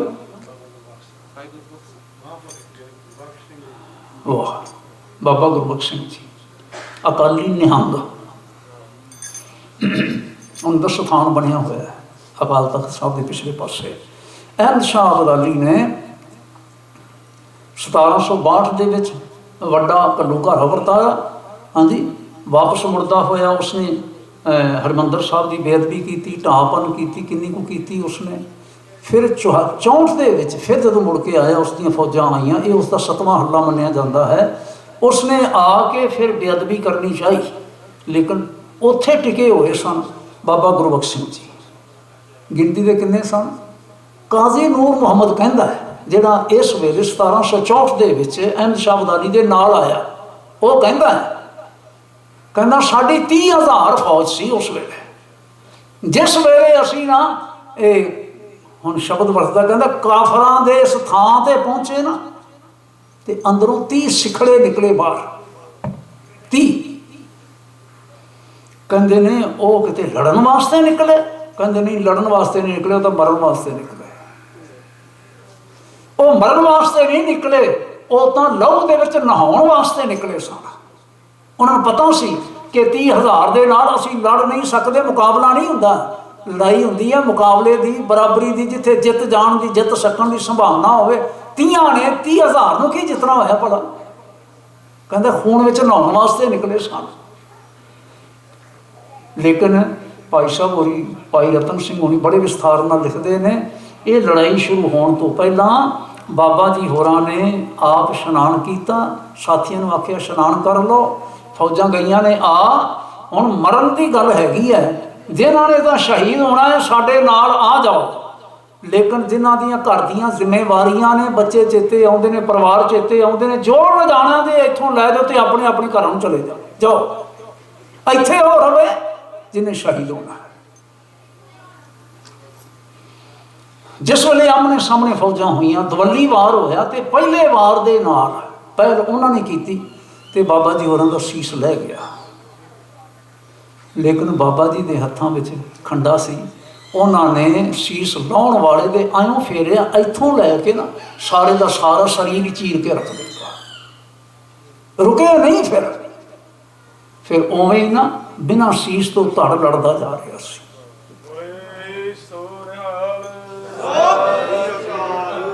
ਹੁਣ ਜਦੋਂ ਉਹਨਾਂ ਨੇ ਵੇਖਿਆ ਵੀ ਬਿਨਾਂ ਸਿਰ ਤੋਂ ਹੀ ਧੜ ਲੜਦਾ ਤੁਰਿਆ ਆ ਰਿਹਾ ਹੈ, ਤੇ ਇੱਕ ਨਵੀਂ ਗੱਲ ਸੀ ਨਾ, ਉਹ ਅੱਗੇ ਤੇ ਫਿਰ ਬਾਬਾ ਜੀ ਹੁਣ ਪਿੱਛੇ ਖੰਡਾ ਚੱਲਦਾ ਪਿਆ ਸੀ। ਕਿਸੇ ਦਾ ਸਿਰ ਲਾਉਣ ਤਾਂ ਕੀ ਗੱਲ ਹੁੰਦੀ ਹੈ, ਸਿਰ ਤਾਂ ਪਹਿਲਾਂ ਲੱਥਾ ਹੋਇਆ, ਹੁਣ ਕੀ ਕਰਨਾ? ਹੁਣ ਬਚ ਜਾਓ ਇਹਦੇ ਕੋਲ ਜਿੰਨੇ ਬਚਿਆ ਜਾ ਸਕਦਾ। ਦੂਰ ਤੱਕ ਭੱਜੇ, ਅਖੀਰ ਉਹਨਾਂ ਵਿੱਚੋਂ ਸਿਆਣਾ ਸੀ ਕੋਈ ਕਾਜ਼ੀ, ਇਹ ਨੂਰ ਮੁਹੰਮਦ ਲਿਖਦਾ ਹੈ, ਕਹਿੰਦਾ ਕਾਜ਼ੀ ਨੇ ਆਖਿਆ ਇੱਥੇ ਗੱਲ ਕੁਛ ਹੋਰ ਜੇ, ਇੱਥੇ ਭੱਜਿਆ ਨਹੀਂ, ਇਹਨੇ ਭੱਜਣ ਦੇਣਾ, ਭੱਜਣ ਦਾ ਯਤਨ ਕਰਾਂਗੇ ਤੇ ਕਾਬਲ ਤੱਕ ਇਹਨੇ ਪਹੁੰਚ ਜਾਣਾ ਹੈ। ਫਿਰ ਕੀ ਕਰੋ? ਇਹ ਪਿਛਾਂ ਮੁੜ ਕੇ ਨਾ ਇਹਨੂੰ ਸਜਦਾ ਕਰੋ, ਇਹਦੇ ਕੋਲੋਂ ਮਾਫੀ ਮੰਗ ਲਓ। ਇਵੇਂ ਹੀ ਹੋਇਆ, ਉਹਨਾਂ ਪਿਛਾਂ ਮੁੜ ਕੇ ਮਾਫੀ ਮੰਗੀ, ਸਿਰ ਨਿਵਾਇਆ, ਸਜਦਾ ਕੀਤਾ ਤੇ ਆਖਿਆ ਸਾਡੇ ਕੋਲ ਭੁੱਲ ਹੋ ਗਈ ਹੈ, ਤੇ ਬਾਬਾ ਜੀ ਦਾ ਸਰੀਰ ਉੱਥੇ ਹੀ ਸ਼ਾਂਤ ਹੋ ਗਿਆ। ਇਹ ਕੀ ਹੈ ਸਾਰਾ ਕੁਝ? ਸਿਰਫ ਸਾਡੇ ਕੋਲ ਇੱਕ ਗੱਲ ਹੀ ਨਾ, ਜਿਹੜੇ ਮੈਂ ਇਹਨੂੰ ਆਖਾਂ ਕਿ ਜਿਨ੍ਹਾਂ ਦੀ ਇੱਥੋਂ ਤੱਕ ਪਹੁੰਚ ਨਾ ਹੋਵੇ, ਸ਼ਰਧਾ ਨਾ ਹੋਵੇ, ਉਹ ਕਹਿ ਸਕਦੇ ਨੇ ਨਹੀਂ ਐਵੇਂ ਹੋਇਆ ਹੀ ਨਹੀਂ, ਸਾਰਾ ਜੋੜ ਜਮਾ ਹੀ ਕੀਤਾ ਹੋਇਆ। ਠੀਕ ਹੈ, ਕੋਈ ਲੜਾਈ ਹੈ, ਕੋਈ ਝਗੜਾ ਹੈ ਨਹੀਂ, ਪਰ ਮਤ ਸੋਚਣਾ ਵੀ ਐਵੇਂ ਹੋ ਨਹੀਂ ਸਕਦਾ, ਐਵੇਂ ਕੀਤਾ ਨਹੀਂ ਜਾ ਸਕਦਾ, ਮਤ ਸੋਚਣਾ। ਔਰ ਗੁਰੂ ਨਾਨਕ ਸਾਹਿਬ ਸੱਚੇ ਪਾਤਸ਼ਾਹ ਜੀ ਨੇ ਵੀ ਜਦੋਂ ਲੋੜ ਪਈ ਹੈ ਨਾ, ਇਸ ਗੱਲ ਨੂੰ ਵਰਤਿਆ ਹੈ।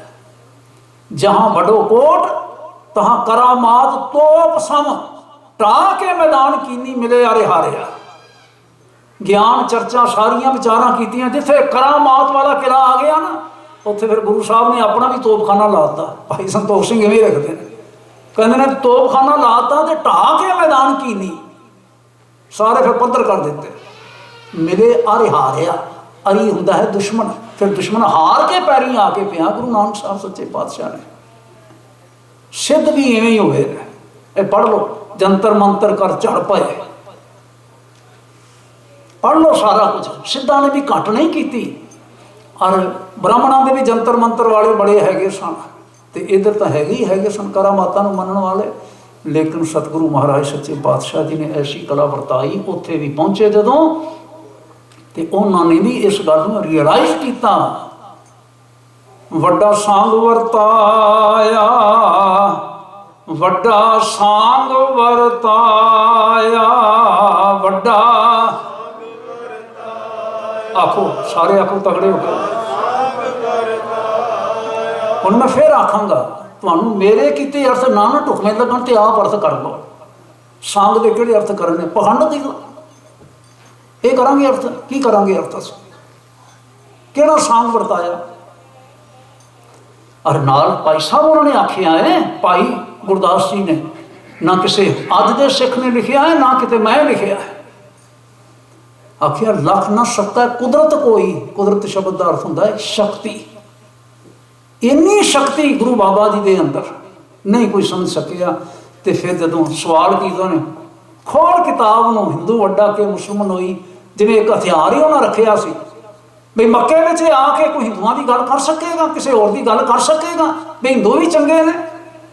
ਲੇਕਿਨ ਸ਼ਕਤੀਵਾਨ ਬਾਬਾ ਪ੍ਰੋਫੈਸਰ ਪਿਆਰਾ ਸਿੰਘ ਹੋਰਾਂ ਦੇ, ਪਦਮ ਹੋਰਾਂ ਦੇ ਕਹਿਣ ਵਾਂਗੂ ਨਾ, ਬਾਬਾ ਨਾਨਕ ਸਿੰਘ ਫਿਰ ਬੋਲਦਾ, ਗਰਜਦਾ। ਫਿਰ ਨਾਨਕ ਸਿੰਘ ਬੋਲਿਆ ਫਿਰ, ਤੇ ਸਿੰਘ ਨੇ ਬੋਲਦਿਆਂ ਕੀ ਆਖਿਆ, ਬਾਬਾ ਆਖੇ ਹਾਜੀਆਂ ਅਮਲਾਂ ਬਾਝੋਂ ਦੋਨੋਂ ਰੋਈ, ਅਮਲਾਂ ਬਾਝੋਂ ਦੋਨੋਂ ਰੋਈ, ਅਮਲਾਂ ਬਾਝੋਂ ਦੋਨੋਂ, ਬਾਬਾ ਆਖੇ ਹਾਜੀਆਂ, ਬਾਬਾ ਆਖੇ ਹਾਜੀਆਂ, ਬਾਬਾ ਵਾਹ। ਬਸ ਕਰੀਏ, ਇੰਨੀ ਸੇਵਾ ਪ੍ਰਵਾਨ ਕਰਿਓ ਜੇ। ਜਦੋਂ ਤੁਸੀਂ ਜੁੜ ਬੈਠੇ ਹੁੰਦੇ ਹੋ ਨਾ, ਹਟਣ ਤੇ ਦਿਲ ਹੀ ਨਹੀਂ ਕਰਦਾ।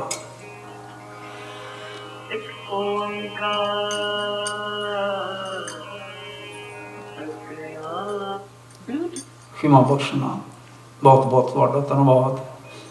ਸਾਰੀਆਂ ਗੁਰੂ ਰੂਪ ਸੰਗਤਾਂ, ਮੇਰੀਆਂ ਮਾਤਾਵਾਂ, ਮੇਰੀਆਂ ਭੈਣਾਂ, ਗੁਰੂ ਕੇ ਸਿੱਖ ਪਿਆਰੇ ਬਜ਼ੁਰਗ ਬੱਚੇ ਸਾਰੇ, ਤੁਸੀਂ ਗੁਰੂ ਰੂਪ ਹੋ ਕੇ ਨਾ ਮੈਨੂੰ ਪਿਆਰ ਦਿੰਦੇ ਹੋ, ਗੁਰੂ ਰੂਪ ਹੋ ਕੇ ਸ਼ਬਦ ਦੀ ਸਾਂਝ ਪਾਉਂਦੇ ਹੋ, ਰਲ ਬੈਠਦੇ ਹੋ, ਮਾਣ ਸਨਮਾਨ ਕਰਦੇ ਹੋ। ਮੈਂ ਹਾਰਦਿਕ ਤੌਰ 'ਤੇ ਬਹੁਤ ਧੰਨਵਾਦ ਕਰਦਾ।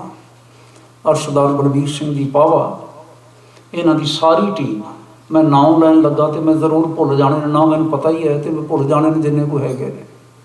ਗੁਲਾਟੀ ਜੀ ਹੋਣੀ ਹਮੇਸ਼ਾ ਨਾਲ ਰਹਿੰਦੇ ਨੇ, ਤੇ ਇਸ ਲਈ ਮੈਨੂੰ ਨਾਮ ਦੇ ਬਾਰੇ ਪਤਾ ਹੈ। ਪਰ ਮੈਂ ਸਾਰੀ ਟੀਮ ਦਾ ਮੈਂ ਮਨ ਕਰਕੇ ਧੰਨਵਾਦ ਕਰਦਾ, ਸਾਰੇ ਮੁਖੀ ਸੱਜਣਾਂ ਦਾ। ਤੁਹਾਡੇ ਪਿਆਰ ਕਰਕੇ ਮੈਂ ਇਸ ਵਾਰੀ ਇੱਥੇ ਆ ਸਕਿਆ। ਬੀਬੀ ਬੀਨਾ ਸਿੰਘ ਨੇ ਵੀ ਬੜੀ ਖਿੱਚ ਕੀਤੀ ਸੀ, ਜਿਵੇਂ ਕੱਲ੍ਹ ਅਸੀਂ ਸੈਮੀਨਾਰ ਕੀਤਾ ਹੈ, ਉਹਨਾਂ ਦੀ ਬੜੀ ਇੱਛਾ ਸੀ, ਵੀਰ ਜੀ ਤੁਸੀਂ ਆਓ ਤੇ ਮੈਂ ਰਿਲੀਜ਼ ਕਰਾਂ, ਆਓ ਤੇ ਮੈਂ ਰਿਲੀਜ਼ ਕਰਾਂ। ਹੁਣ ਤੁਹਾਡਾ ਜਿਹੜਾ ਸੀ ਇੱਥੋਂ ਦਾ, ਨਾ ਟਰੰਪ ਆਉਣ ਦਿੰਦਾ ਸੀ ਤੇ ਨਾ ਫਿਰ ਬਾਈਡਨ ਆਉਣ ਦਿੰਦਾ ਸੀ, ਮੈਂ ਕਿਵੇਂ ਆ ਸਕਦਾ ਸਾਂ, ਹਾਲਾਤ ਹੀ ਕੁਛ ਐਸੇ ਸਨ।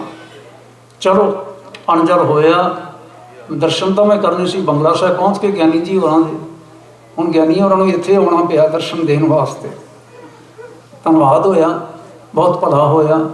ਫਿਰ ਜਦੋਂ ਸਤਿਗੁਰੂ ਮਹਾਰਾਜ ਵਹਿ ਆਏ, ਬਚਨ ਤਾਂ ਇਸ ਤਰ੍ਹਾਂ ਹੋਇਆ ਕਿ ਵਿਸਾਖੀ 'ਤੇ ਦਰਸ਼ਨ ਕਰਾਂਗੇ। ਅੱਗੇ ਕਰਤਾਰ ਜਾਣਦਾ ਹੈ, ਹਾਲਾਤ ਅਪਸ ਡਾਊਨ ਜਿਹੜੇ ਨੇ ਉਹ ਲਗਾਤਾਰ ਚੱਲ ਰਹੇ ਨੇ।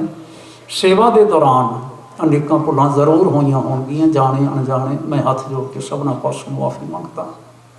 ਸਤਿਗੁਰੂ ਮਹਾਰਾਜ ਗੁਰੂ ਨਾਨਕ ਸਾਹਿਬ ਜੀ ਦੀਆਂ ਵਡਿਆਈਆਂ ਅਗਾਧ ਬੋਧ ਨੇ। ਮੈਂ ਬੱਚਾ ਹਾਂ, ਮੈਂ ਨਾਮ ਤਰੀਕ ਇੱਕ ਪ੍ਰਚਾਰਕ ਹਾਂ, ਸਿੱਖ ਹਾਂ। ਮੈਨੂੰ ਕੁਝ ਸਮਝ ਨਹੀਂ ਹੈਗੀ, ਸਿਰਫ ਓਨੀ ਕੁ ਸਮਝ ਹੈ ਜਿੰਨੀ ਕੁ ਉਹਨਾਂ ਨੇ ਬਖਸ਼ੀ ਹੈ, ਅਤੇ ਜਿਹੜੀ ਬਖਸ਼ੀ ਹੈ ਉਹ ਮੈਂ ਤੁਹਾਡੇ ਨਾਲ ਸਾਂਝੀ ਕਰਦਾ।